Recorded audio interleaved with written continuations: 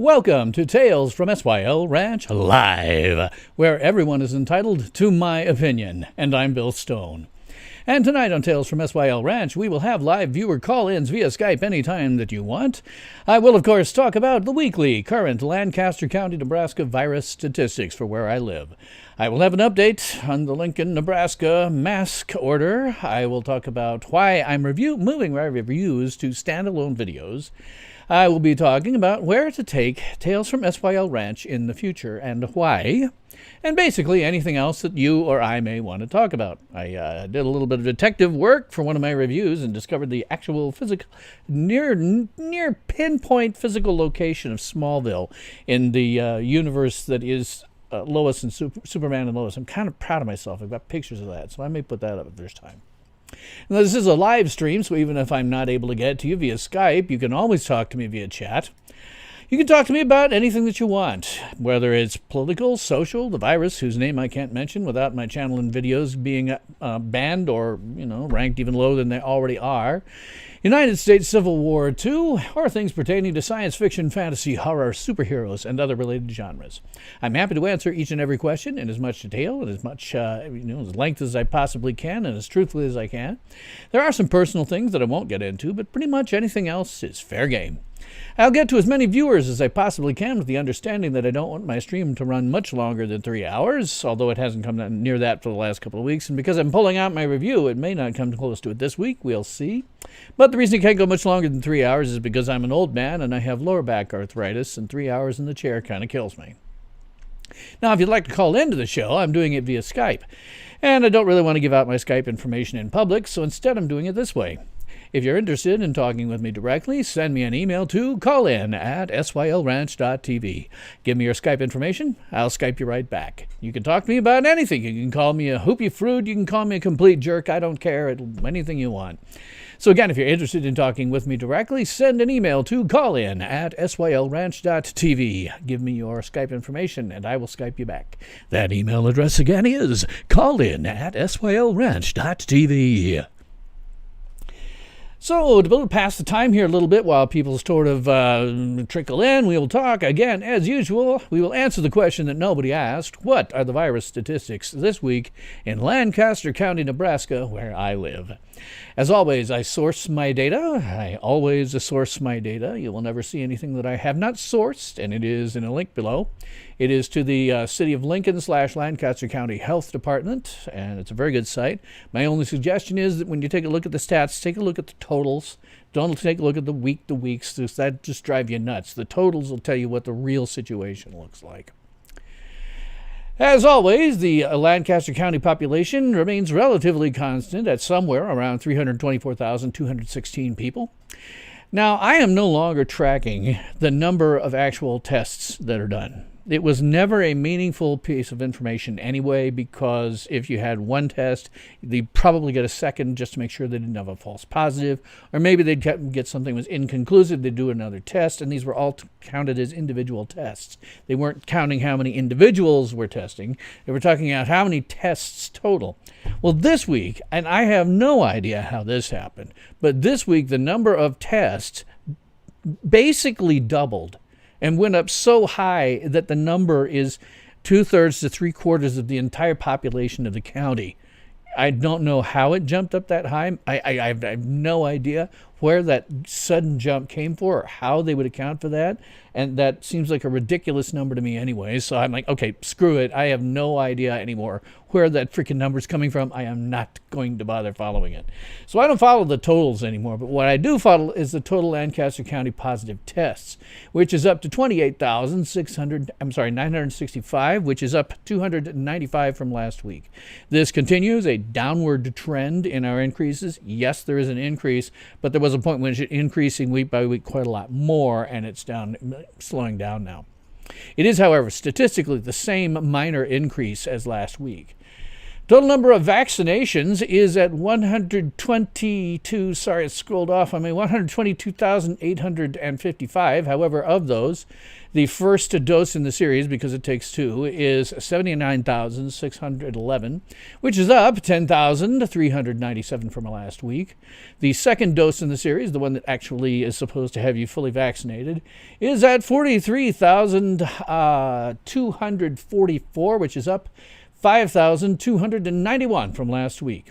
Now, that means that the percentage of the population that has actually been vaccinated, the ones that have had the second dose in the series, is at 13.338%, which is up 1.473% from last week.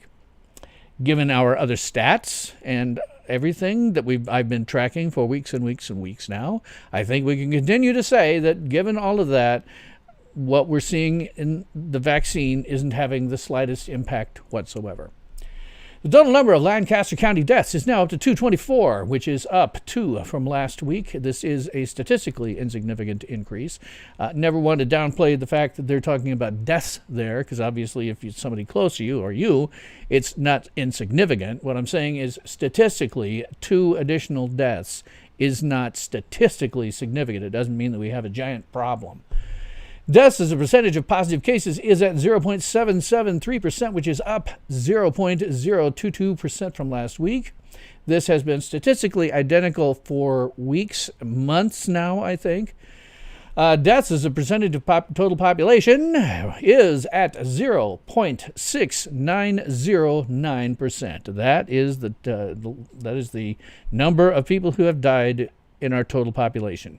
224 deaths out of 324,000 people.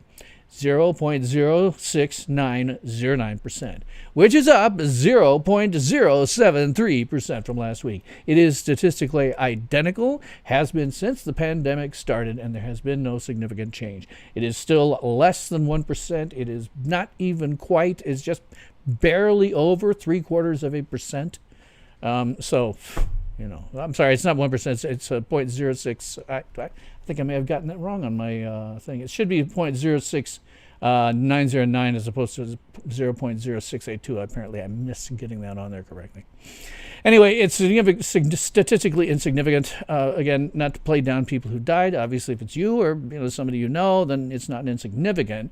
What I'm saying is you're still more likely to die from a car accident, from a health problem like having a heart attack, just doing something stupid, what we call, misadventure. You're still more likely to die of that than you're ever going to die of the virus whose name I can't mention.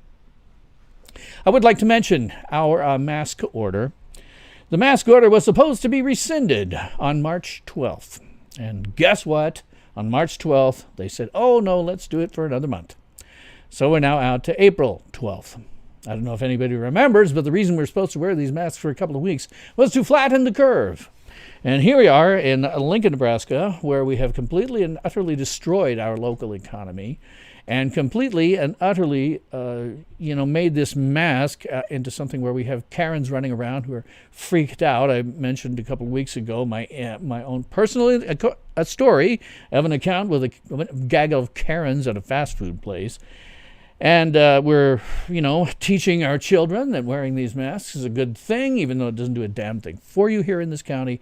And we're teaching them that, hey, we can always, turn over our freedoms. All we're really seeing here, to be perfectly honest, is just our local despotic rule. For them, I've got a, marketing meme that I didn't put up. It's too large, but the reality is when it's safe means never. Once you have given up your freedom, as we have done here to our local despots, to our federal despots, once you give it up, they will never willingly give it back. I am here to tell you that your life will never go back to the way it was before this pandemic. They're going to take advantage of it to keep the power forever. They will never, ever, ever give you your freedom back. That's not how it works. Your freedom is not given back to you. There is no instance in human history of any population that ever voted itself more freedom. Freedom has always come at a horrific cost. And that's what will happen here. They will not give this up willingly. You turned it over to them, you turned it into a Karen, and now they will never willingly give it up. And sadly, there's so many Karens out there who are, sitting there holding their beads and holding their masks to their faces, that they will happily do things like, turn you over, which brings me nicely into a new segment that I started last week called The Woke Report, which is a report on any given week of what the woke have done and tried to do. This segues in nicely from my last topic because, as I say, there's all these Karens who will happily turn you over, who will happily rat you out to the government the same way as in any communist dictatorship. And, well, that's basically, there's the Woke Report one. And that's basically because of something that, I keep showing it every week because it continues to be true. Ladies and gentlemen, Tulsi Gabbard. The mob that stormed the Capitol on January 6th to try to stop Congress from carrying out its constitutional responsibilities were behaving like domestic enemies of our country. But let's be clear. The John Brennans, Adam Schiffs, and the oligarchs in big tech who are trying to undermine our constitutionally protected rights and turn our country into a police state with KGB-style surveillance are also domestic enemies and much more powerful and therefore dangerous than the mob that stormed the Capitol. Now, John Brennan said, So I know looking forward that the members of the Biden team who have been nominated or have been appointed are now moving in laser-like fashion to try to uncover as much as they can about what looks very similar to insurgency movements that we've seen overseas, where they germinate in different parts of the country and they gain strength, and it brings together an unholy alliance frequently of religious extremists, authoritarians, fascists, bigots, racists, nativists, even libertarians. Now, President Biden, I call upon you and all members of Congress from both parties to denounce these efforts by the likes of Brennan and others to take away our civil liberties that are endowed to us by our Creator and guaranteed in our Constitution. If you don't stand up to these people now, then our country will be in great peril. Thank you, former Congresswoman Tulsi Gabbard. I show that one every week. It's several weeks old because she is absolutely right. And we see it with our Karens, who are masked Nazis, who will happily turn you over to a despotic government, which is what we're definitely headed toward. When you start saying people like me, libertarians, are some kind of unholy alliance, you're insane. I keep telling people from time to time, I've said it on the show several times, you can't get libertarians to do anything that would be even remotely threatening. You can't get them to do any collective action at all. It's like trying to herd cats, getting them to even vote on, candidates who agree on general principles is just about impossible. It's just nuts, to put us, into the category of some kind of, extremists. The only thing we're extreme about is, we want to take over and leave you the hell alone. But again, you can't get libertarians to act collectively. It's herding cats. You can't get them to, get together and storm some Capitol building, for example. You can't get them together to have any kind of attack on anything because they're all so individualistic that they think that they all have their own unique way of fixing everything in the world, and they will not budge. You have to either do it their way or the highway, and then you've got all these individuals who are, you have to do it my way or the highway. All of them are doing the same thing. You can't get them to agree on the color of an orange. It's just impossible. So for him to say stuff like that means he's exceptionally ignorant, Brennan is, and the fact that he's coming out of the CIA tells me that that's probably what they still think right now. And I assume that probably the rest of those groups that he mentioned also aren't in any kind of unholy alliance.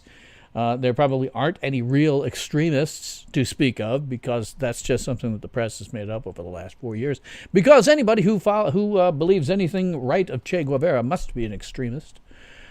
So this is what you get. This is what you get when you say to yourself, okay, I'm going to put on a mask for more than a year, coming up on this will never go away. It's never going to go away. Mark my words, we will be wearing masks forever, or something very akin to it forever.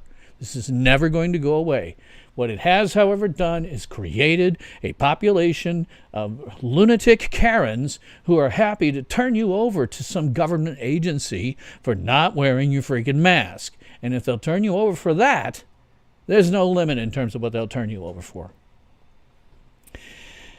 So, in addition to that stuff going on, and as always, feel free to jump in and chat. I'd be happy to talk to you, or you can send me an email to callin@sylranch.tv, and I will be happy to, listen to you, take your phone call. I am going to quickly jump in because I'm not seeing anybody in chat. If somebody's there, I would really appreciate it if you would just give me an ack or something saying, that you're seeing me, because I haven't seen anybody in chat.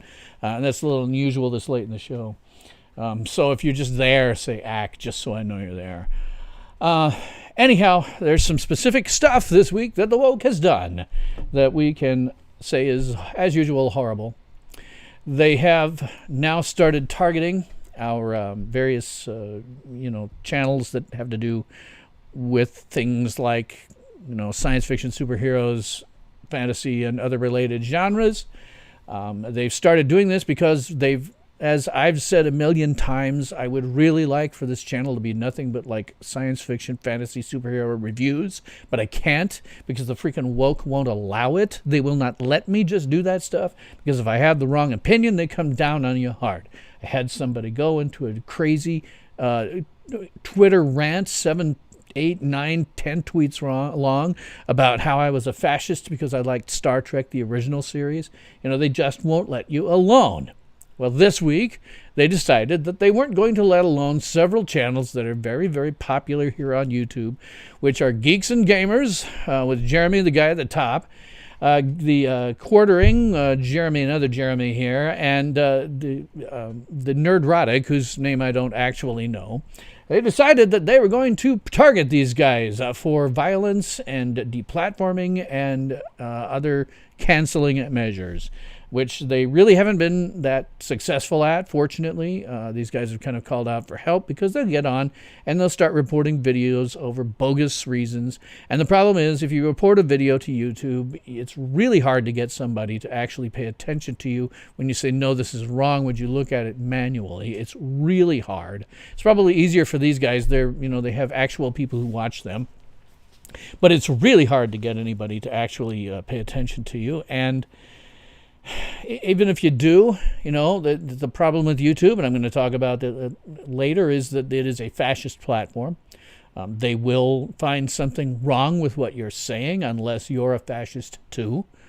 So it's hard to do. What they've done here is they have started reporting these people's videos. They have started, trying to deplatform them. I'll talk a little bit about one of them in particular in a moment. They have tried getting them off of social media. They've tried getting them off of other platforms, as usual.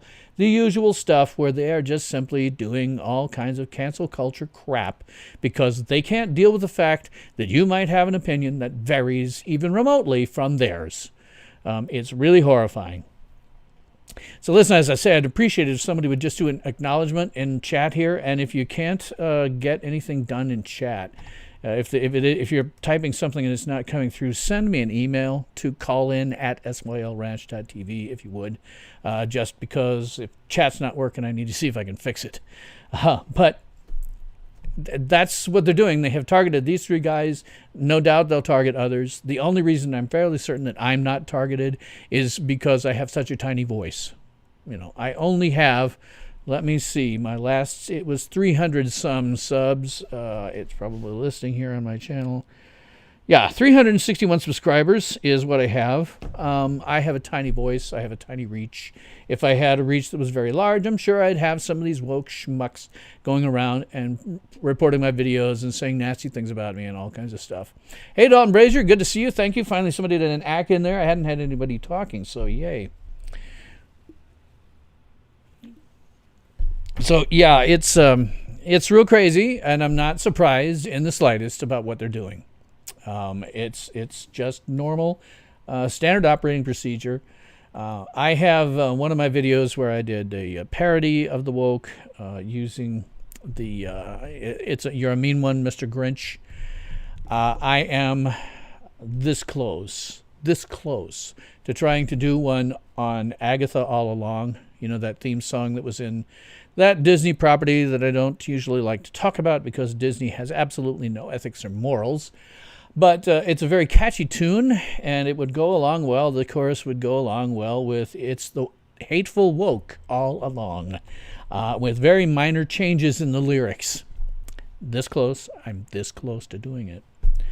Probably have more of I'll do additional vocals for backing and stuff like that, which might make it sound a little better. But I'm this close, guys. You guys, you woke idiots, you need to be laughed at. That is the best thing that anyone can do with you, is laugh at you. You are a tiny number of people. You're just very loud. You're just very irritating. You're just very influential because a bunch of you are inside of our social media. A bunch of you are on this platform who run it behind the scenes, Facebook, Twitter, etc. You're all a bunch of woke idiots. You're a tiny number of people. The best thing you can do is laugh at you. Blazer 101, nice to see you tonight. Biden called Putin a killer. Why, Bill, is Biden trying to start World War III? And Biden in control of the nuclear launch codes is an accident waiting to happen. What do I say? Well, the Democrats have been in the process of trying to take away the War Powers Act from him, to make it impossible for him to push the button. That'd be a good thing. I hope they do. I've always thought that, for decades, since the end of the Cold War, I thought that probably the president shouldn't have the ability to just push the button at any given time. That's probably a bad thing. It made a certain level of sense during the Cold War, but I'm not sure it makes sense in a post-Cold War environment. It's just something that we got used to. It's like the masks. It's like airport security. It doesn't actually secure anything. We got used to this idea of having somebody doing something, and we had generations who grew up with it and just assumed this is the way it's always been, this is the way it's always going to be done. So they're looking at taking that away from him because he is obviously, clearly suffering from some level of senile dementia. And as always, I don't want to say that in some way that makes light of his condition. This is something that's impacting me personally. I know that it doesn't get better; it only gets worse. So, from a personal perspective, I'm not happy about that happening to anyone. But you have to, at the same time, say that's a damned dangerous position to have a president in. And you hope that most of the time somebody else is calling the shots, even if it's the vice president. You hope somebody else is actually calling the shots, and he's just standing up there in front of the camera reading from his teleprompter from time to time. But the Democrats are starting to take that off. Biden calling Putin a killer, starting World War III, I don't think it will. The reality is that Putin is a killer. He's a murderer. He's not up there with Stalin. But, yeah, there isn't much difference between people who run Russia now and ran the Soviet Union before. They're killers. It's not like us. Their voting is not the same. It doesn't really matter the same. The guy in powder is a despot. So calling that out, hell, I'd do it. If I was president, I'd say, yeah, this is horrible. We're not going to support any of this. Guy's a murderer. But that doesn't necessarily mean that it's going to cause World War III. I think that's just, pointing out the obvious. But having control of the nuclear launch codes is a bad idea, as you say. And it is something the Democrats have been looking at trying to take away from him. So, maybe they'll get it done. Or, maybe somebody else has the launch codes and keeps the football, and they don't actually let him make that decision. He's an idiot. Would I trust Kamala Harris with the launch codes, Blazer 101? She's got her wits about her. That's about what you can say for her. I don't think there's really any particular difference between somebody like Harris and any other president in my lifetime who's had control of the nuclear launch codes. They could generally be trusted because nobody really wants to push that button. I mean, really, nobody really wants to push that button. They never did. They do, in the Cold War, they do a lot of saber rattling. But neither side really wanted to push that button because of the mutually assured destruction. That was the whole doctrine, and it worked. It worked. The idea that you don't want to push that button because if you do, you're going to die too. or if they push the button, you push yours, and they're going to die too. It was a doctrine that actually worked. And so when it comes to your average president, one who isn't suffering from senile dementia, then, I trust him about the same as everybody. Which is to say, at this point, I think we should just take the power away from them. I think it should be something that Congress should be able to do. Who can we trust with the nuclear launch codes? It's a horrifying power for anybody to have. I don't support any president having that power at this stage of the game. But as it goes, someone who's not got senile dementia is as good as somebody else. You could give me the nuclear launch codes, and I would be as afraid to use them as anybody else, hopefully. It's just that the purpose for having them may have come and gone at this point. The notion that the president should be able to do that sort of thing just in a moment's notice may have come and gone at this point. I'm not entirely certain about that, because there are still nations out there that have nuclear weapons that maybe you want to have the ability to say, don't you dare shoot anything at us, because you're going down if that happens. But certainly the rationale for having it in the Cold War is gone. When there were 12,000 plus nukes pointed at the United States, and we had the same number pointed back at them. That is a massive enough number with a foe that is technologically more or less identical with you that it makes a certain level of sense.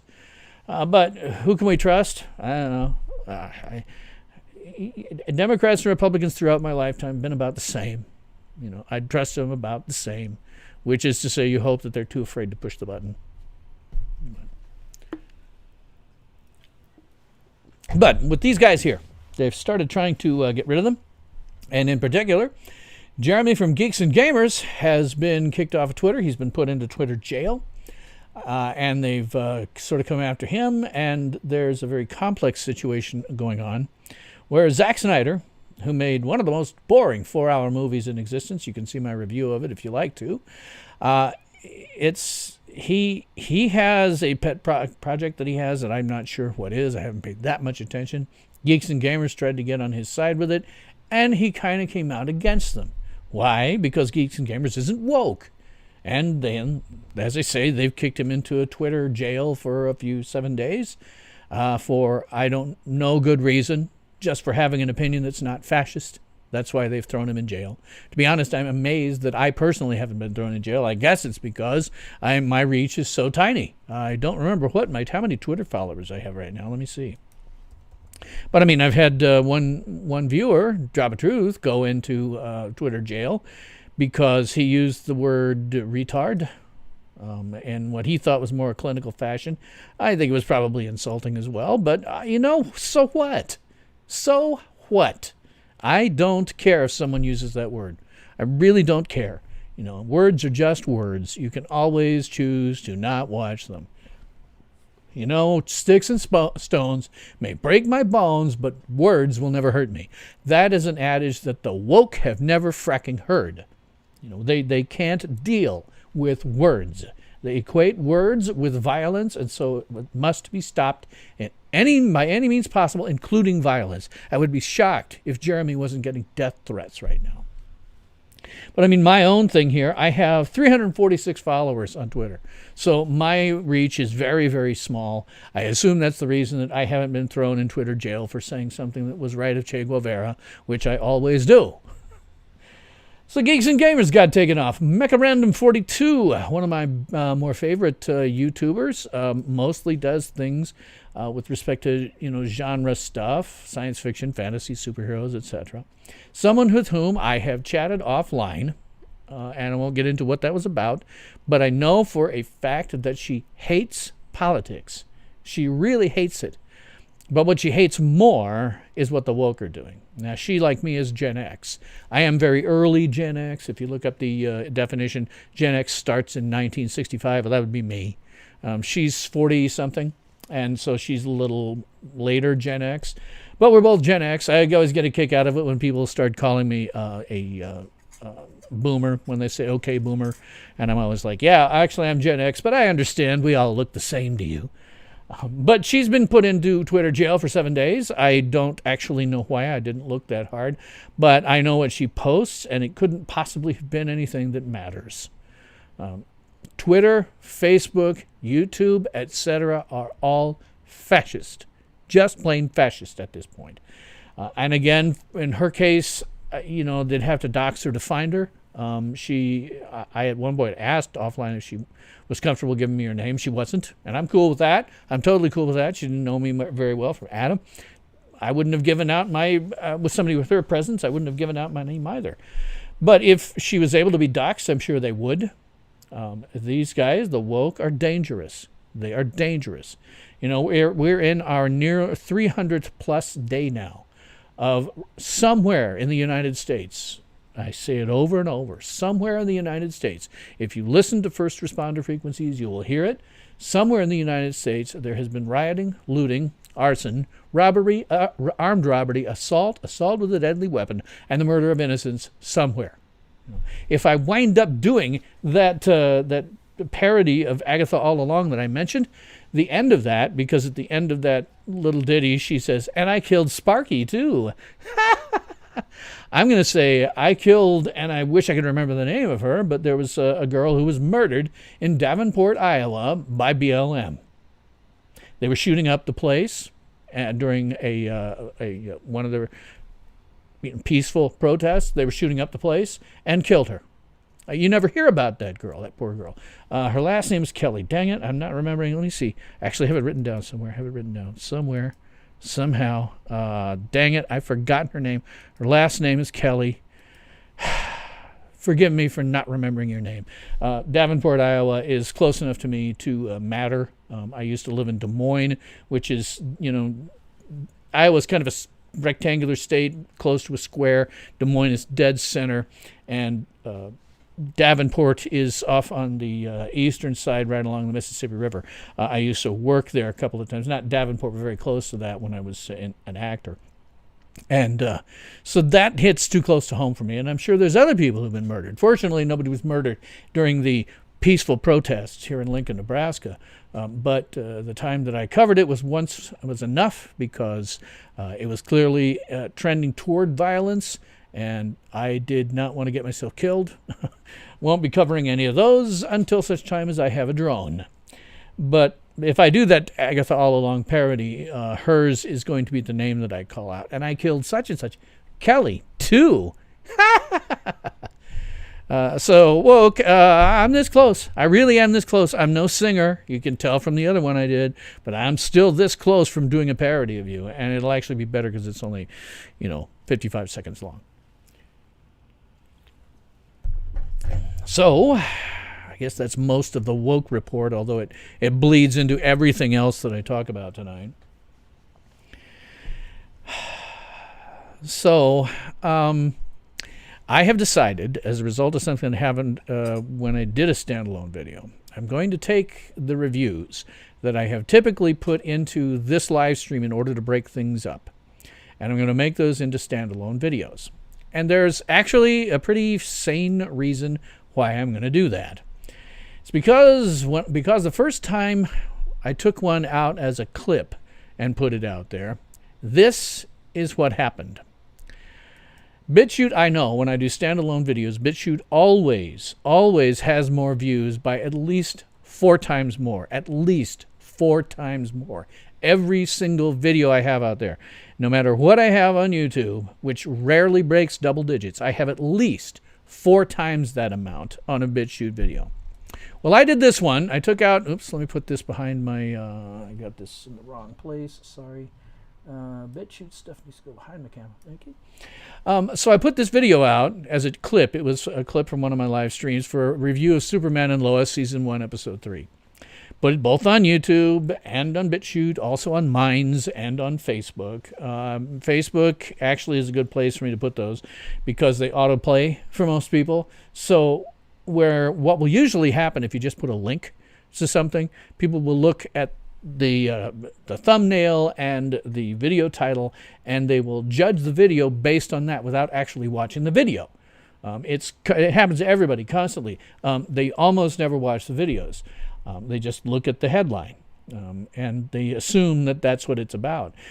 It's why, if you're a YouTuber or doing what I do, you try to do things like come up with really clickbaity headlines or video titles, really clickbaity thumbnails, you do that on purpose because it'll actually, maybe cause somebody to actually click the link.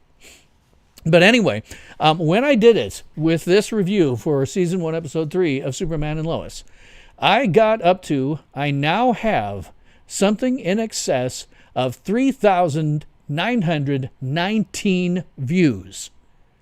That has never happened before. It is by far my most successful video, my most viewed video on BitChute. 3,900 something. I don't even know what it is right now. I guess I could check because I keep a tab open at all times too, my YouTube control panel and also BitChute. Let's see, it's up to 3,920. So it's kind of slowed down in terms of how it's coming out. But at the same time, the exact same video that was over on here on YouTube had 24 views. 24 versus 3,920. That was shockingly different. And it's also very different because I only have 179 subscribers on BitChute, and I have 361 on YouTube. 361 subscribers who probably never saw that I put the video up in the first place. I'm unclear that you'll see that I put something up even if you have the notification bell clicked on YouTube. 24 views out of 361 subscribers. Over on BitChute, same video, 3,919 views out of only 179 subscribers. So it's kind of foolish of me, frankly, if I don't move stuff over that, ordinarily might be something that I would put in the middle of this to break things up. It would be foolish for me to do anything other than make them standalone videos. As it is, the only video right now that I've got out there whose videos are currently outstripping on YouTube versus BitChute is my review of Zack Snyder's Justice League that I did a couple of days ago. And the reason for that is very damn simple, unfortunately. I have noted a long, long time ago that what sells on YouTube is outrage. Well, I wasn't outraged about Zack Snyder's Justice League. I was just bored. It's way too long. 4 hours is insane. And that's what I said mostly. I also went into a few other things, but I couldn't really get into the detail and the depth that I usually do because that would involve me having to watch it again. And watching that is not something I want to do. I wouldn't have watched it the first time other than the fact that I felt I needed to as a fan and needed to review it. But that's the only one that's outstripping my video views on as opposed to BitChute, and it's because I gave a negative review. And it caused people to actually have some engagement, put comments into my video where they started sniping at each other. And when that happens, things get shared more on social media. Outrage tends to sell. That's all there is to it. Particularly on YouTube, outrage tends to sell. If you don't have something outrageous, if you don't have something people are pissed off about, they don't bother to look. It's why when I do my video names and my thumbnails, I try to make them as clickbaity as I possibly can. It's because if people will look at it and say, oh, I'm going to be outraged by that, then they might click on it. So I'm going to take things like those reviews, like for Zack Snyder's Justice League, and I'm going to make them, and Superman, and anything else I might review, and they'll come out as standalone videos rather than being embedded in this stream. Because clearly, when I do that, I'm going to get far more views on BitChute. People are actually going to see the damn things. Far more views on BitChute than I ever will on YouTube. And unfortunately, during any given stream, I rarely don't, like right now, the top number of concurrent viewers I guess I've had is somewhere in the vicinity of 10 to 12. Looking at my control panel down here, it's 10 to 12, something like that, maybe 13. The control panel lies to you a lot, so it's hard to tell. But that's the top number I've had simultaneously, and had looking at this, individuals looking at it, and right now I've got 5 concurrent viewers. After it's done, if it's only an hour and a half or so long, then people may watch it. Beyond that, I've found that past an hour and a half is very unapproachable for people. But I still won't break double digits. I'm still not going to see a lot of views, so if I want my reviews to be seen at all, I'm going to have to put them as standalone videos. That's usually a little hard for me to do because of personal concerns that tend to limit the amount of time I can do this. But I'm going to do it. And this week I actually did it with 3 of them. I will, but by tomorrow, have done it with 3 different videos. Put them as standalone videos. And I'm seeing actual views on them, breaking double digits. Like I say, with this one, shockingly, coming up towards 4,000 views on BitChute and about 25, 24 on YouTube. It's night and day. And if I want to get seen at all, I'm going to have to pull those suckers out. There's just no way of getting around that. Half a sec. Buzzy 101, nice to see you here today. Bill, do I remember the movie War Games? Oh, absolutely, I do. Starring Maverick Broderick. The computer Joshua did say the only way to win a nuclear war is not to play. How about a nice game of chess? Yeah, that was always true. That was always true, and it remains true. The only way to win is not to play. It's why mutually assured destruction, that doctrine actually worked. Because neither side dared to push the button because they themselves would die. There was no real way to win on that. Even, a quote-unquote winner would still inherit very damn little of the earth. Sure, you could have, a deal where maybe the Soviets would have come out on top, but it would be mostly on top of a barren blown-up radioactive land heap, I always got a kick about it because during the Cold War, where they located the actual nuclear missiles was in my part of the country, in the middle of generally agricultural land. All around the U.S., it was generally in the middle of agricultural land. That was really stupid because if there had been a nuclear exchange, then you would have destroyed your ability to feed yourself. And all the people in those big cities would have died of starvation. To me, it always made more sense if you put the nukes, say, in the middle of Chicago, in the middle of New York, in the middle, because then you nuke your cities. Well, they're going to die anyway, and you still have the ability to maybe feed some survivors. But fortunately, as I say, people were afraid to actually push that button, and it never got pushed. And I'm unclear that it's necessary to give the president the power to push it anymore. So I do want to talk about what I'm going to do with this show going forward, because it's become crystal clear to anyone who's not a fascist that YouTube is a fascist platform, period. You will be kicked off or targeted for removal if you have any opinion that is right of Che Guevara. That's just the way it is. And it's run by people who are going to do that. And I've been running this show now in various forms for like 3 years, maybe, at least 2. It might be closer to 4. I'm not sure. But I've been running this. They had a channel originally. I had 300 some videos on it, and YouTube terminated that channel for no reason that they would ever tell me. I couldn't figure out why they terminated it, but they terminated it. So I had to start from scratch, and I've been building up. And I've had this one for a couple of years now, and the one before it probably a year as well, maybe 2. So I've been doing this a long time. And what do I have to show for myself, really, on YouTube? Well, I have, let's see again. I have gotten all the way up to 361 subscribers. And my videos rarely top double digits. In fact, it's rare that they even hit 50 views. And I don't think this is necessarily due to, it very well may have something to do with my lack of charisma. That's certainly a possibility. It may have to do with my age. I don't know. That's a possibility as well. I am an old white cisgendered male, and that's going to turn some people off. It may have to do with my looks. I'm a little heavier than I'd like to be right now by a good 25, 30 pounds, maybe more.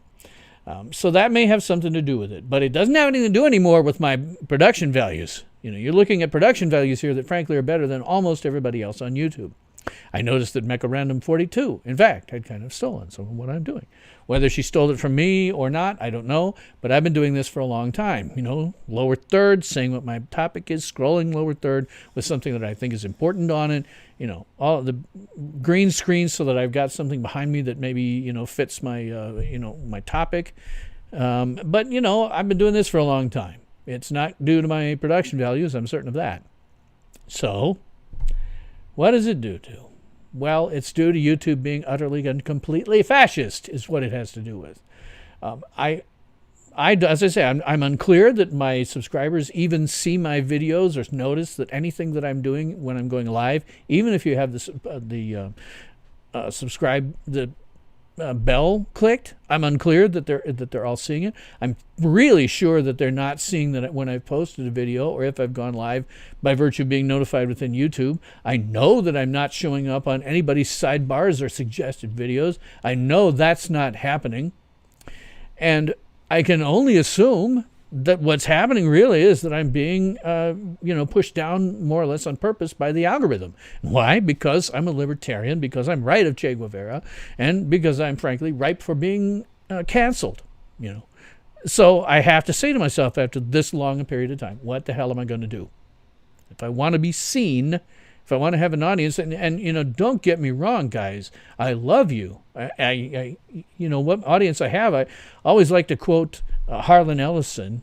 He was on the Tom Snyder program one time back in 1976 when they had James Doohan, James Doohan, what am I trying to say? DeForest Kelley and Walter Koenig on, because they were doing a Star Trek convention, one of the very early ones in New York City. And he also had Harlan Ellison come on. And, somebody poo-pooed Harlan by saying that he was also at the con. He was doing a reading of some of his work. And they said, oh, you only had X number of viewers in your room. And he said, well, yes, I have a limited audience, but it's an intelligent one. And you guys are among the most intelligent people I've seen, period. I love you guys. Don't get me wrong. I love seeing you. And I hope that where I go, you will follow me. But I can't do this anymore. I can't do where I only get maybe 20 views on an entire hour and a half, 2 hour, 3 hour stream. It's not reaching anybody. YouTube is pushing me down because of my content. There is no question about my mind. They are fascists and they're pushing me down. So where do I go? Well, I've looked at a number of different things, and it seems to me that for live streams, the place to be right now is probably Twitch. They are clearly, designed heavily pushed towards gamers, but I've done a bit of fishing around there, and I can see that there are people who are doing live streams like this one where they talk about politics and things like that.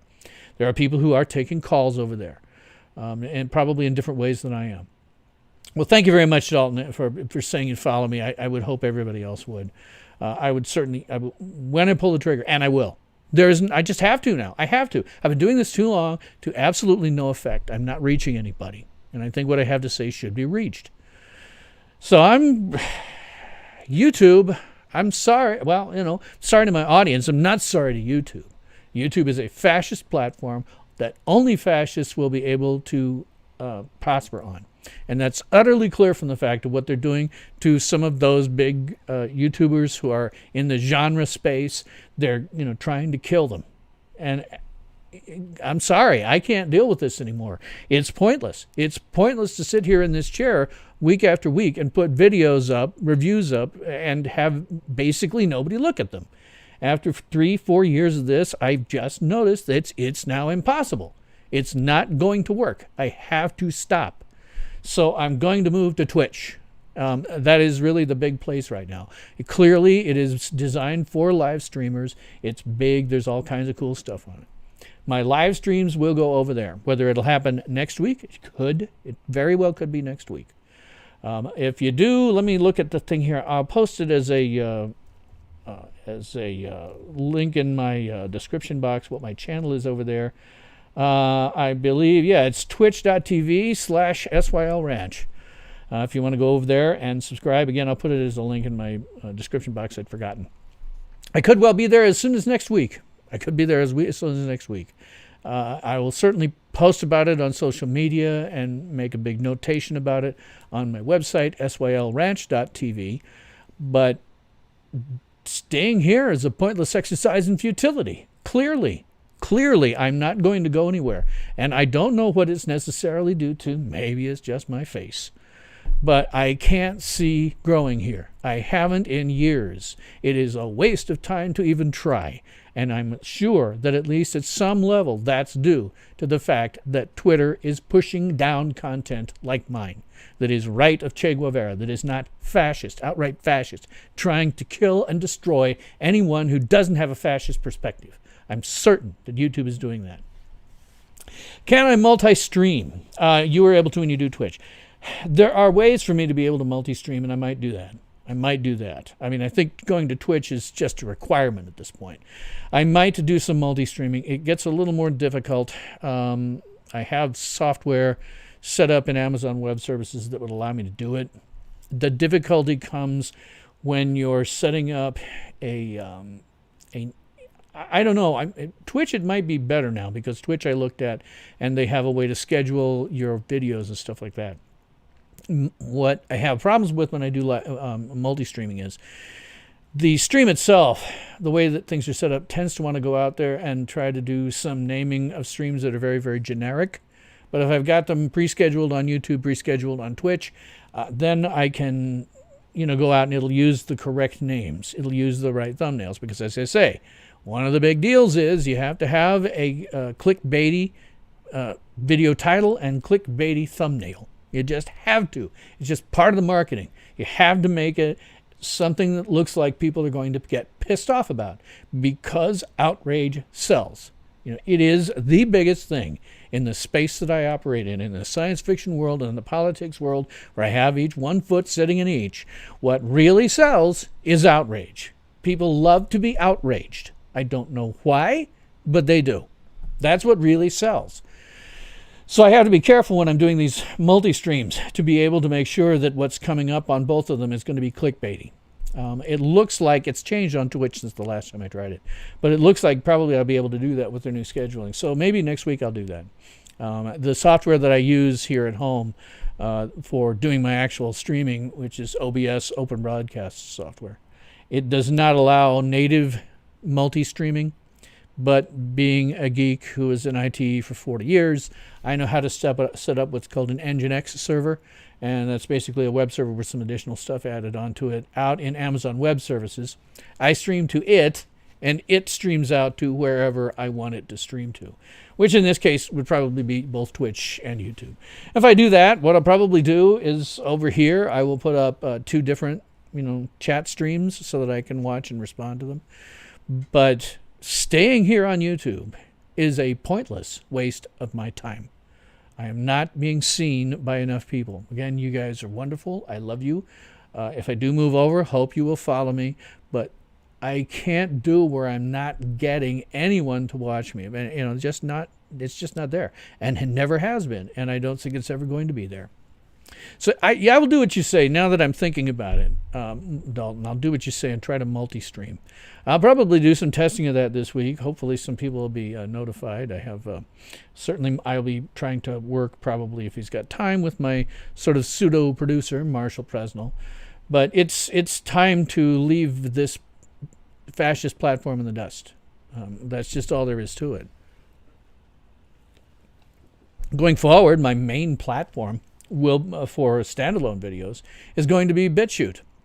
The only weird part about that is, and again, this is indicative of just how fascist these frickin' platforms have become. It is no longer possible. It used to be until a couple of weeks ago, maybe 2 weeks ago-ish, it was possible for me to market both my YouTube and my BitChute videos when I had standalones on Twitter. And I usually do that.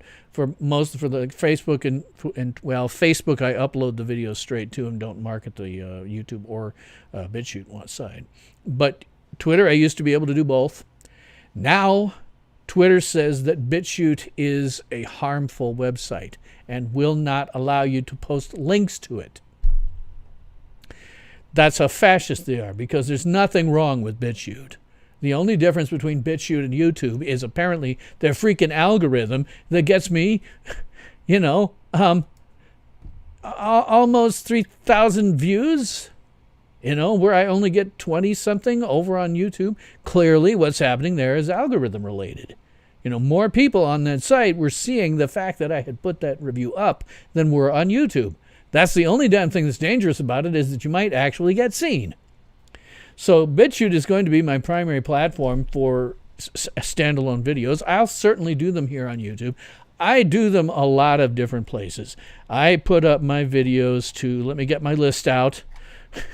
I put up my videos in this order to BitChute, YouTube, Facebook, Dailymotion, and Minds. I put them to all of those in that order. Actually, I probably do Minds before it now. And that has to do, actually, believe it or not, mostly with processing time. BitChute takes a little longer than some of the others. So if I'm uploading, if I upload to BitChute first, then to YouTube, then to Facebook, probably by the time they're all done processing, more or less the same time. And I market the BitChute and YouTube ones. So what I'll probably do is upload here to YouTube, but have the first line of my description say there's a link to this on BitChute. I would prefer that you go over and watch it there. It'll add to actual views that I'm getting. BitChute has also live streaming in their roadmap. They haven't got it implemented yet. BitChute, by God, please put me on for the beta testers. I would love to be doing that. I heavily support BitChute as a free speech alternative. YouTube is no longer free speech. It hasn't been for some time. It used to be, if you aren't already successful, like some of these YouTubers who are getting targeted, Geeks and Gamers, the Nerdrotic, and why am I blanking on the other one? Sorry, guys. Geeks and Gamers, the Quartering. I should remember that. Geeks and Gamers, Quartering, Neurotic. If you already haven't been, successful, you will never be successful. There's no question in my mind. If somebody came in and started now, if they hadn't even been spending years on it like I have, you will not be successful. If you come in with their worldview, you will not be successful, because they are going to crush you. The algorithm is going to freaking crush you. So, as I say, live streaming next week. I'll probably simul stream to here and to Twitch. My suspicion is that Twitch I'm going to get a lot more views on. So we will see. But clearly, staying here is a pointless waste of my time. I don't mind doing these videos. I don't mind it not being seen very much. But when I can see clearly that BitChute, I am being seen at least 4 times as much. And in the case of that one video, thousands of times as much. I mean, 24 to 3,000-ish. That's ridiculous. Ridiculously more views. So clearly, whatever I'm doing is palatable over there, but it's not here. It's got to be the platform. That's the only thing that's different, is the platform. So the moment that BitChute has streaming to it, by God, I'm moving there, because I really support those guys. If you don't have an account, go over there and get one. Subscribe to me. I'm SYL Ranch over there. Go there, because from now on, it gets all of my videos. Even my live streams, I'm going to post up there after I'm done, within 24 hours. The problem is with live streams over there, you can't really do like 3-hour ones. It just barfs. It will, you can try uploading one and it'll be sitting there spinning on processing forever. It just won't take one that long. But shorter ones I'll put up there, and I've taken clips out. I have another clip that'll be coming out that came from my New Year's Eve live stream. That was how to fix DC, because after having sat through that interminably boring Zack Snyder's Justice League, I thought maybe it'd be useful to have that one out there as a standalone video, how to fix this crap, because Zack Snyder ain't the way to do it. Clearly comes up with a 3-hour snooze fest that's so dark that you can't follow the action. And I mean by dark, I mean lighting wise dark. How Man of Steel was all washed out and barely in color. It's the same thing here, and then you get into this final battle and it's all in the dark. You can't even follow the damn thing. But again, it's the only video that actually outstrips my, on YouTube, outstrips the ones on BitChute, and that's because I made a video that said this sucked. And there was a lot of people, who'd been clamoring for the Snyder Cut, release the Snyder Cut. The whole time, I was like, well, I'll go into it with an open mind, but I've watched the other DC movies this guy's done, and they suck. So why would this be any better? And, sadly, I wasn't disappointed. I was hoping I'd be disappointed, but I wasn't. And that's what my review said. And that is something that people can be outraged by. Outrage sells. There's just no getting around it on YouTube. Outrage sells. So that's what I'm probably going to do going forward. Is I'll move over. I will be streaming at least for a while to YouTube and to Twitch. We'll see how it goes. And if BitChute, when they get live streaming going, I'm there, dude. In a heartbeat, I'm over there. I'll try to do simul live streaming there as well, simul streaming there. But I'm over there. I'm gone. This is a waste of my time here. Not to belittle you guys in my audience. You guys are awesome. But clearly, it's a waste of my time to keep going through these kind of motions and only get 15, maybe 20 people who watch the stream either live or on demand. So, that said, if you looked at my my review for Superman and Lois Season 1, Episode 4, and by the way, I killed myself trying to be one of the first people out of the gate on that. I watched it Tuesday evening here in the U.S., and by about 1 a.m. Wednesday morning, I had a review out for it. I'm going to keep trying to do that. It's not like Batwoman where I just look and go, oh, God, I'm not even watching Batwoman anymore. You have no idea how happier it makes my life to not have to worry about reviewing that horrid piece of trash.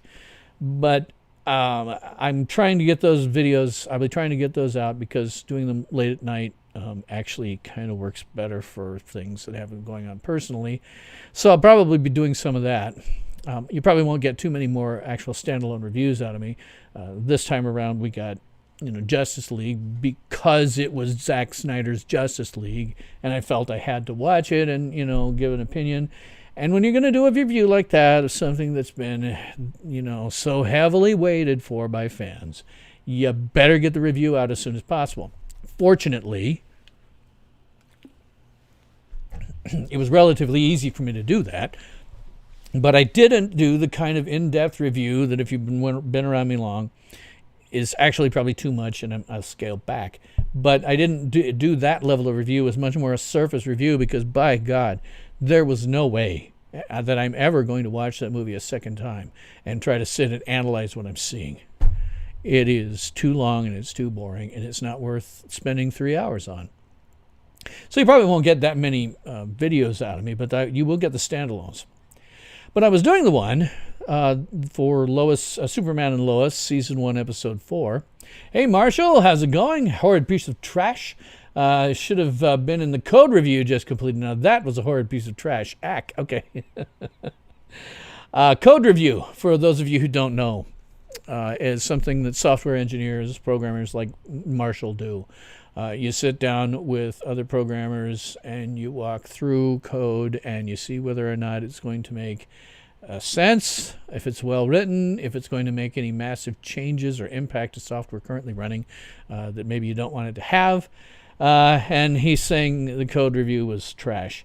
I'm sure it wasn't code you wrote, Marshall. Marshall's an extraordinary developer. But I have certainly seen lots and lots and lots of source code. Source code is what you write to turn into a program. Programmers write this stuff and they do what's called compiling it, and it turns into a program that you can run on some kind of computer. It varies. But I've seen a lot of trash source code as well. Source code that just didn't make sense. Source code that was badly written, so there'd be bugs that were doing things that you don't want to have happen. Source code that was just gibberish because it moved from place to place. Back in the days when people actually used BASIC as a major programming language, the go-to statement was something that just absolutely everyone hated, because you can have a go-to in your code anywhere. It says go to this line of code over here. Without necessarily coming back to where you started. That'll drive programmers crazy. You'd be really surprised. People would be really surprised about the number of websites and other software and stuff that you use that has more bugs than you'd imagine, that has more badly written code than you'd imagine. Sitting even on YouTube, I'm sure there's some pretty badly written code in there, but it's still sitting in production because it's been there either forever or just nobody gives a crap. Marcia says, no, not my code, but I always get called in for them because I'm the most experienced engineer in the company. Yeah, Yeah, it's why when I was working, I worked 24/7, 365, either, working 60 hours a week or on call for that entire period, because when you're experienced and somebody less experienced has a problem, you get the one they call in the middle of the night. So, yeah, I totally get it. But you'd be really surprised, the number of really bad code that's still out there. I will never forget one of the places that I worked at. I don't want to be specific about it, but they had a piece of, you'll appreciate this, Marshall, they had a piece of Java code. Java is a programming language. They had a piece of Java code that was doing something that was absolutely necessary to keep the entire system running, right? It was required. You could not have this thing barf, but it was so badly written that it would barf frequently, to the point where, we as sysadmins, we didn't write the code, we maintained the servers they were running on. We had special alerts that would go out and page us. It would first try to restart this piece of crap, and if it couldn't, go out and page us. And we would still get paged very frequently, way too frequently. And we'd always be all over the developers. We'd be like, can you please fix this code? Can you please fix this code? It keeps crashing the service. Finally, I said to the people over the developers, their supervisors, I said, look, if they're not going to do this, give me the design requirements for this thing. I will write it in C. It will run lickety-split fast on all these Linux computers that we have that are running it, and it will never crash. And if it does, it'll restart itself. Please just let me do it so that we don't have to deal with this thing anymore. It was, no, we can't do that. And, when you get into a big structured company like that, it happens. But you'd be amazed at the amount of that goes on, that, behind the scenes that you aren't aware of. That something bad is happening and you have no idea because you're just the user. But those of us in the background are banging our heads against the wall constantly. And the reason, by the way, Marshall particularly, you'll enjoy this, the reason that they couldn't fix that code is because it was poorly documented, which is really bad. And it was written by someone who has long departed the company. They were what we call in IT a silo of information. They knew all about this one thing, and when they left, nobody knew anything about it. And they didn't document it so that anybody could just go in and look at it and fix it. So that code may still be running there. It's been years, and it may still be running there for that very problem, because nobody knew how to fix it. If they got it as a project, they put it aside because there are other more important things, and nobody knew how to fix the damn thing. Marcia says, I don't remember if you remember OMMM, Opus Software for FireNet. Yeah, very vaguely. Written by Bob Hartnell. You ended up being the developer for it after the fact. Oh, cool. One function was 27 printed pages. Holy crap. That's, if you know about software development, that is horrifying. Wow, 27-page function. Wow. I won't really get into that with the rest of my viewers because explaining functions is a little difficult. Programs don't just go straight through and do one thing constantly. What they generally do is you have a major program that goes out and calls smaller chunks of programs that we call functions, and then comes back after it's called it, does some more work, goes out and calls a function. It makes developing and maintaining software very, very easy, because if you want to add a feature to something, you don't have to find in this big giant program where to add that feature. You can go out and add it in a function, or you can have the major program go out and call a new function, something like that. So it makes development much, much easier, much more easier to read. And when you have a 27-page function, that's insane. You don't want functions that are that big. That is almost like having a major program by itself. And as Marshall says, not one comment in those 27 pages. Yeah, when I was getting my computer science degree, about the only thing to get it in at that point was largely programming. So I have some programming knowledge. I taught it at the place that shall not be named at an introductory level, because that's what I'm capable of doing for most languages. And I pressured them about the documentation. I said, okay, you can write this code, but you better have good documentation, because imagine this, you're the poor schmuck who gets this undocumented code where you're going to work. How the hell are you going to maintain or fix it if you don't know what's happening? Documentation is just absolutely important. And I would show them my sample stuff that I was doing. It was basically mirroring whatever they would do. They'd have an assignment in a given week. I would do the same thing. And I would say, okay, here's my top block. See the top block that says what my name is, what my email address is, so that you can get a hold of me, and then here's the description of what this program is going to do, all in inside of a comment box. And then I would have, several lines of code that might not be obvious what was going on, and it would have a comment to explain what it was. And I would have a function. The function would have a bunch of crap at the top about how to get a hold of me, and what this function was doing. And then individual lines might have their own. That is good documentation, because if you pass it off, like Marshall says, if you pass this off to somebody else, you want to be able to make sure that you've got all the documentation, so the poor sap who comes after you doesn't immediately go, what the hell is going on? And they can't fix a Java app that's keeping the entire system running for, years. So my little rant here, because Marshall and I know this stuff, my little rant on how things actually work behind the scenes that you're probably unaware of. You think everything works great and hunky-dory, but in reality, a lot of stuff is just barely patched together with baling wire, spit, and duct tape. A lot of stuff is duct tape that you don't think is.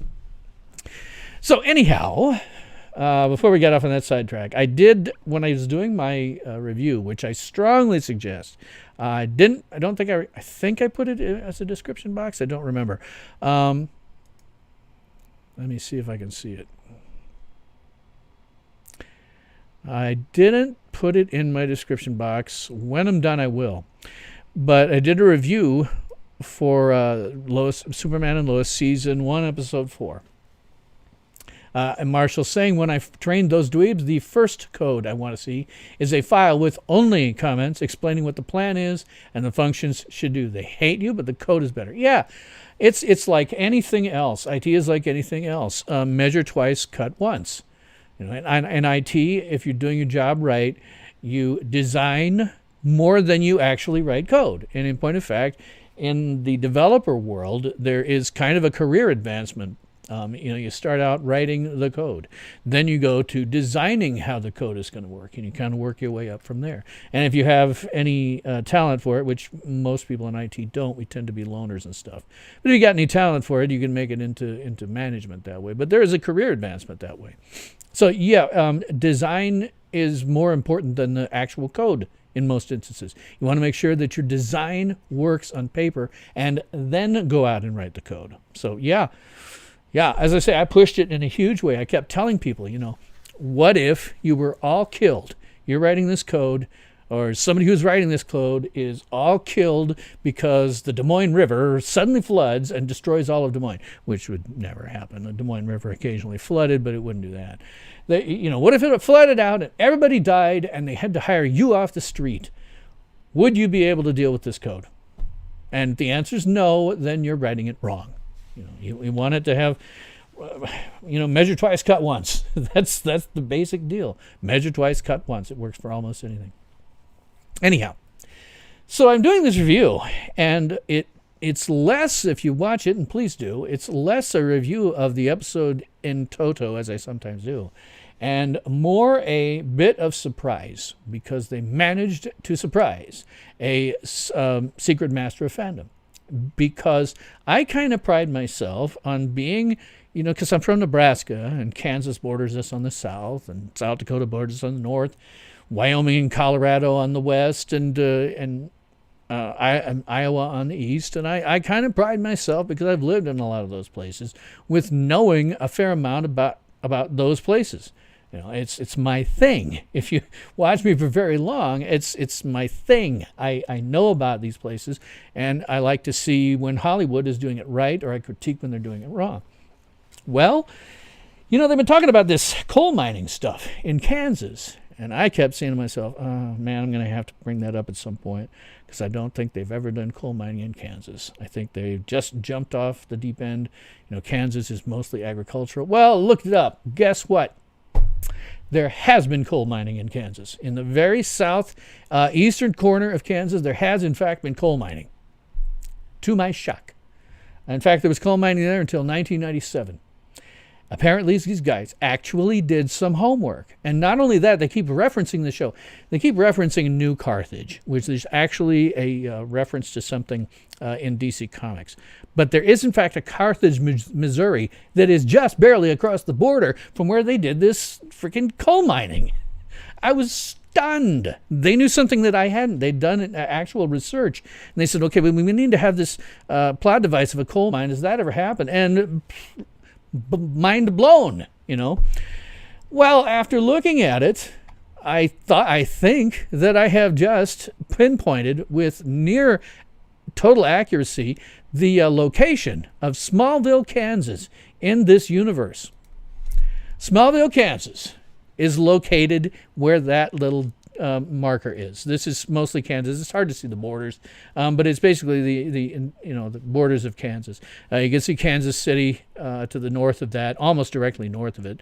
It's Kansas City, Missouri, and Kansas City, Kansas, which kind of tells you where the borderline is. But the reason I placed it there is because the major amount of coal mining that happened in Kansas was in a town called Pittsburgh. Well, Pittsburgh is too large. That can't possibly be Smallville. It's like 50, 60,000 people. It's too large.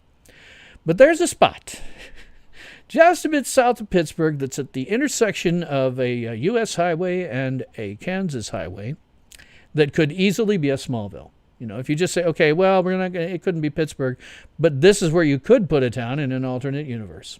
So I put Pittsburgh, I put Smallville specifically at 37.309733 by negative 94, 705, 363 degrees. Put those numbers into Google Earth or Google Maps, and you will find this little dot right down there that makes perfect sense. Not only that, it made sense because you can't really see it, but just over the border, over about here, is Carthage, Missouri, which also did coal mining. So when Lois talks about going to a Carthage, even if it's New Carthage, we go, well, okay, let's make that in universe. But it's still so damn close. I was floored. I was absolutely floored. They actually came up with something that surprised me. A guy who tends to pride himself on what is going on, both in Nebraska and the states around me, and what the history is. Blew my mind. If you want to see that from the perspective of where it is in the United States, there it is. Extreme southeastern corner of Kansas. Given that that's where the only coal mining has ever been done, that's where Smallville actually has to be. I was really proud of them for surprising me, and also being consistent with some of the travel times and where they're going.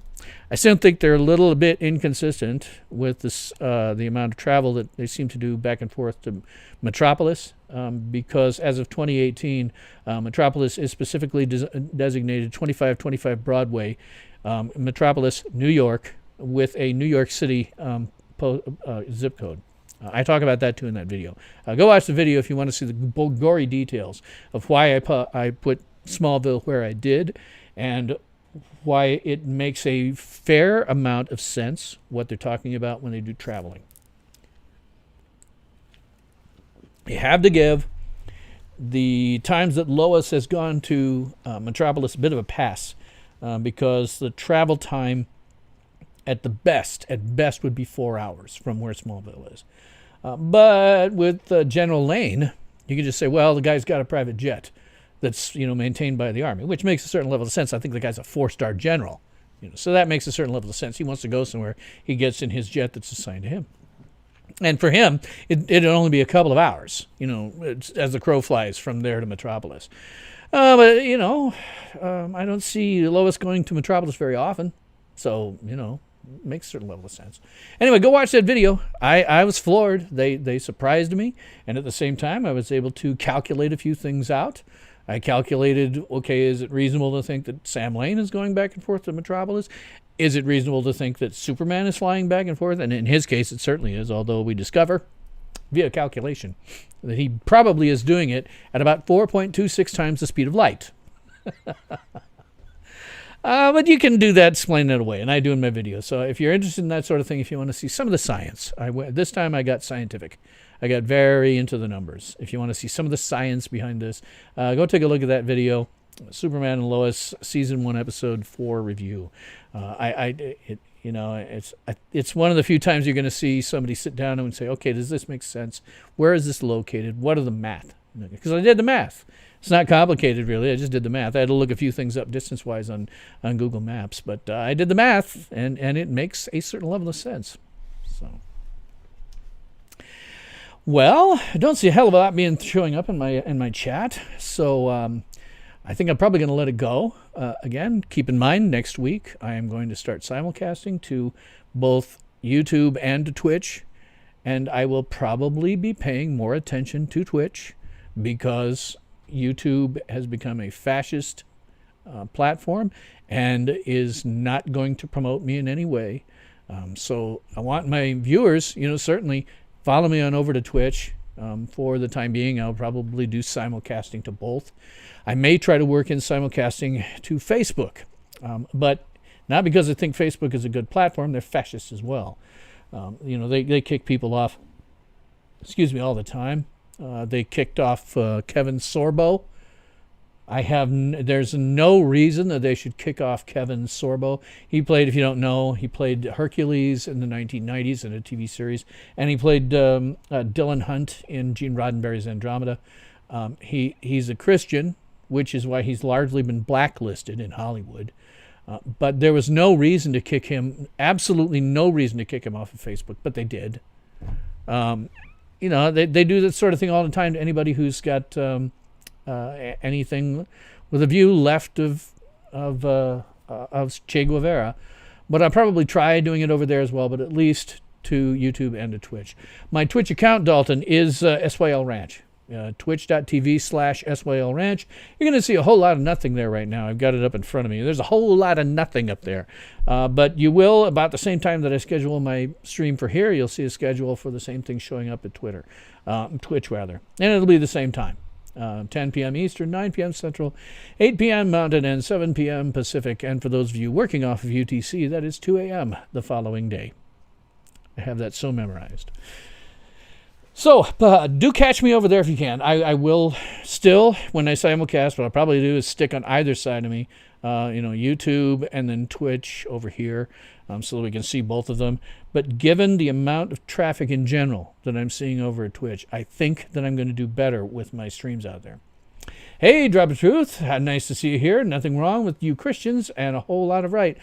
Absolutely. Absolutely. I don't see anything wrong with what you do at all. My feeling always is, as an atheist, is as long as your religion does not require you to initiate force against someone else, fine. Do whatever you want, believe whatever you want. I don't care, as long as you're not hurting anybody. That's fine with me. And Christians in particular, people, the chip on their shoulder atheists, I really hate them because they go, oh, well, Christianity did this, Christianity, what about the Crusades? What about, Inquisition? I'm like, how long ago was that now? Are you seeing any of that in modern day? For that matter, have you seen it in the last 200-300 years? Has anybody alive actually seen anything like that? No. Clearly all that's changed. I don't see Christianity doing anything harmful at all. Marshall says, put the Twitch URL in the stream description. I will when I'm done. I'm going to put two, actually, you know what? Just so that I remember, because I think it's important. And maybe you can just reload the thing and see. I'll put it in here now. Let's see. Tales from SYL Ranch on Twitch. And then I'll just do my copy and paste because I got it open. And that's over there. I'll save it. So if you reloaded, you would now see the Twitch URL that's in there now. Did it start the show an hour earlier? It says 81 minutes ago. No, we have daylight savings time here in the U.S. So let's see. It was spring, so we went forward by an hour. I started at my usual 9 p.m. Here, but I suspect that must be probably an hour earlier for you. So sorry about that. It's a weird-ass thing that we do here that they're sort of trying to get rid of. I've never seen a reason for it. I mean, I understand why it was implemented originally, because in a largely agricultural society, you want to make sure that you've got enough daylight. You're burning mostly daylight time, and it sort of makes sense to do that. But I've never understood it, because from my perspective, I'm like, okay, so it's a little bit darker. I think I'm capable of figuring out, if I'm a farmer or rancher, that I need to get up a little earlier, on my own without having to change my clock, so. Oh, wow, it reloaded live. No kidding, really. I'm surprised by that. Well, in that case, let me go out and get that other video that I've got that I want to put. I didn't know it would do that, because what is it? It's Studio. I didn't know it would do that, because I've always just added them after the fact. But since I can add it in the middle, I'll go ahead over there and add my URL for the standalone video that's got where I did the review of the review that shockingly, it's not this one. But it's the week after, and it's still got 4 times the views on BitChute that it does here. But let me get the season 1 episode 4 get the URL, and I'll put that in here. I'm amazed that did it live. That's kind of astounding to me. But just so I don't forget, put it out there. I can't get my mouse down there. Sorry, I'm just talking to myself while I'm doing that. But I was really proud of that one, because, again, from my perspective, I figured out exactly where Smallville, Kansas is, and they managed to surprise me on it. But let me get that URL, and I'll stick that in there just so I don't have to remember to do it, because what I tend to happen is I will remember to do it while I'm watching the stream after the fact, because I'm one of those guys who tends to watch what I've done 2-3 times, because I want to see if there's room for improvement. So I put in that one for the review. Anyway, if you want to see math involved with having to go with superheroes, there's a bunch of math in that season 1 episode 4 review that I'm rather proud of. And I was, again, amazed that the guys who are running that show were actually able to surprise me. That almost never happens, so good for them. Drop 2 says, you still have daylight savings going on in Australia. It's ridiculous. Some states have it, some don't. Yeah, I think because of the weirdness, there's a kind of a special weird case with Arizona here in the U.S., and I get that, because I went to Phoenix one time during the summer. Oh, my God. I thought I had it bad here from time to time for about a week, and leading up and coming down from a week or so in August, when it gets up above 100 degrees, and the humidity is really bad, and so the temperature feels like it's 110, but you go to, oh my God, I don't care if it's dry heat. I went to Phoenix one time in the middle of the summer, probably was August. Oh my God, was that horrifying. They have to kind of do things differently there, because they've got to have that. You cannot go outside during that heat for any length of time. It was horrible. I was like going, how can anybody who has an outside job work on like this? I mean, inside, yeah, I could see constant air conditioning. Oh my God, the heat was horrifying. I didn't care if it was dry heat. It was still way worse than we get in August here in Nebraska. You call it nighttime loss? Auto reload to worked again. YouTube must be written with React.js. Wouldn't know. Very possible. I don't know what they were working in, but that's cool. I'm glad that it. I'm glad that it showed up there. Let me see for myself, because I'm just curious. Didn't seem to on my handheld, but that's okay.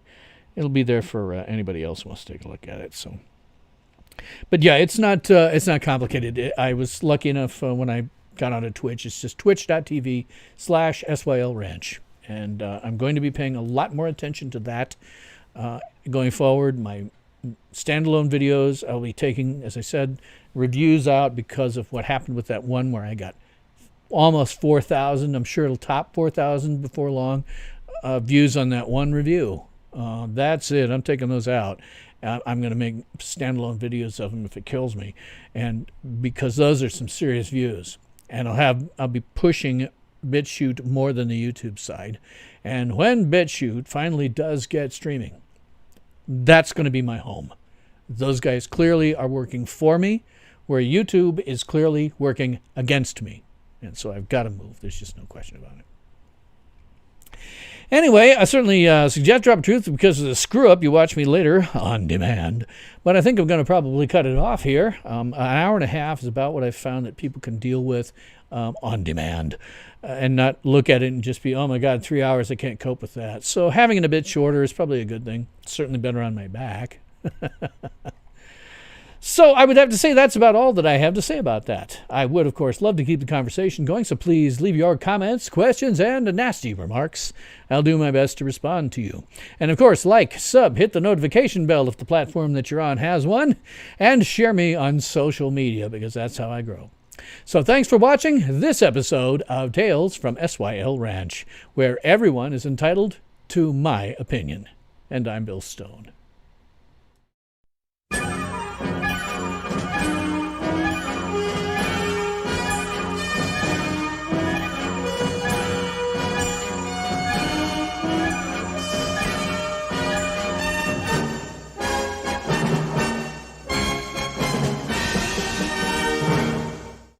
Ultimate power in this world has always been one simple thing: the control and manipulation of minds.